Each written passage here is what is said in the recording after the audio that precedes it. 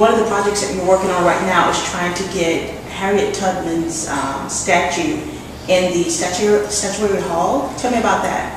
Well, I went on a tour with my son a year ago to National Statuary Hall. He was in town. And I walked through the hall and I was overwhelmed by the number of statues. And I said to the tour guide, how many statues of women? And she proudly said 9 out of 100. Oh boy. There are 2 from each state, which makes 100 statues.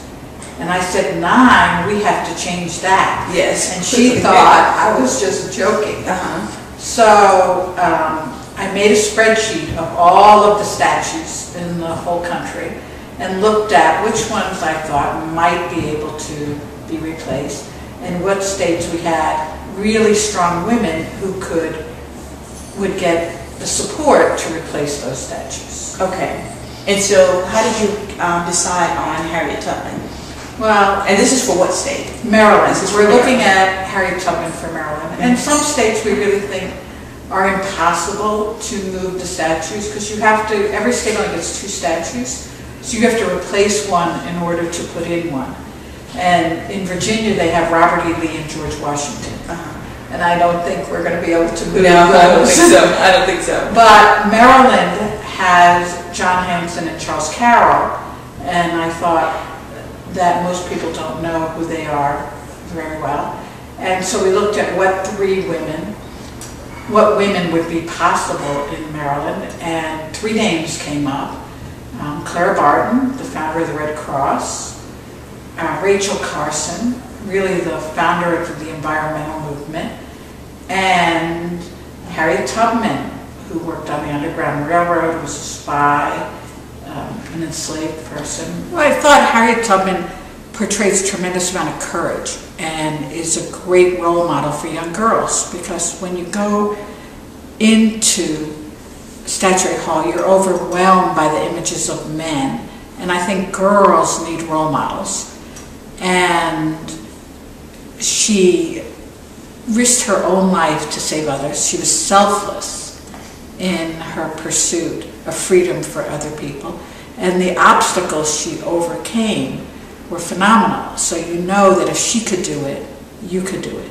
And I think people relate to a story, and Rachel Carson wrote a tremendous book, and Clara Barton started the Red Cross. I wouldn't minimize either of their contribution.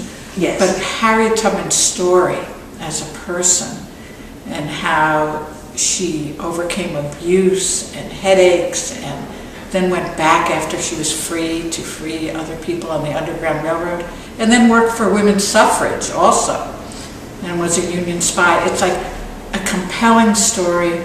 And she was a native Marylander, and she just didn't live here. She was born here, lived here, and sought freedom here. Susan Lee is the delegate who has introduced the legislation, and she's head of the Women's Caucus. Okay. And Senator Sharon Pugh is head of the Black Caucus, and she's introducing it on the Senate side. Oh, good. So we have both the Women's Caucus and the Black Caucus both behind this legislation. Great, great, great. So it seems like the perfect marriage. Yes. So is there any obstacles that you're going to have to cross to get this bill passed? Is there anything that could possibly hold it up? Well, Senator Mike Miller, who is the head of the Senate, does not want John Hanson to leave Statuary Hall. He would go back the statue to the State House or Annapolis and be displayed. And he wants to keep him in Statuary Hall, so the main obstacle is if he didn't let the bill come for a vote. Okay. I think if it came for a vote, we would get it. I think on the delegate side, it will come for a vote and it will pass. And on the Senate side, we have to get it out of committee and to a vote.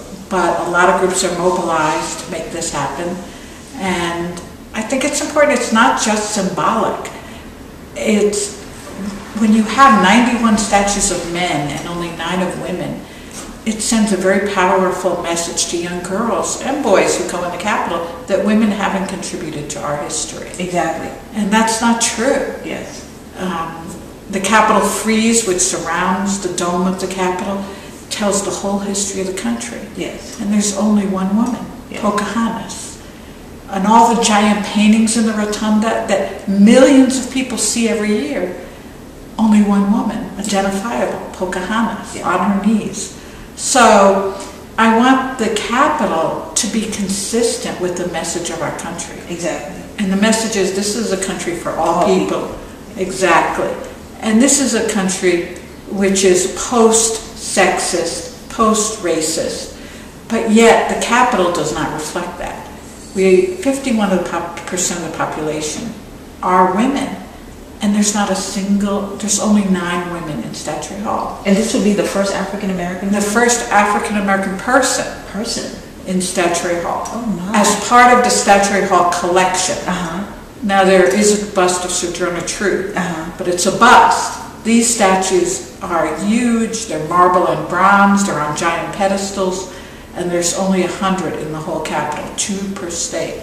So this would be the first African American person in the collection, and This is monumental. this is monumental. Yes. Not woman, person. Yes. And it would be the 10th woman Uh-huh. in the collection. I'm so passionate about this project.